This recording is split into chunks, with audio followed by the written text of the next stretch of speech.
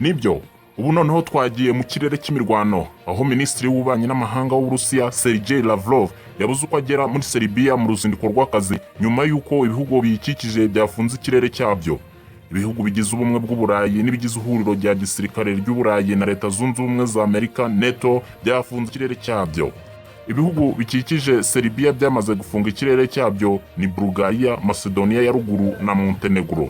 Umuvugizi wa Minisiteri y'Ububanyi n'Amahanga y'Uburusiya Maria Zakharova yagize ati ibihugu bikikije Serbia byavunze inzira rukumbi y'ikirere ishoboka ku ndege ya Sergei Lavrov wagombaga kujya muri Serbia. Itsinda ry'Uburusiya ryari ritegerejwe mu biganiro i Belgrade. Minisitiri w'Intebe wa Serbia Ana Nakabik yatangaje ko Perezida Alexander Vučić yahise atangira kwikurikiranira ubwe ibikenewe mu ruzinduko rwa Lavrov ruteganyijwe Kamena 2022.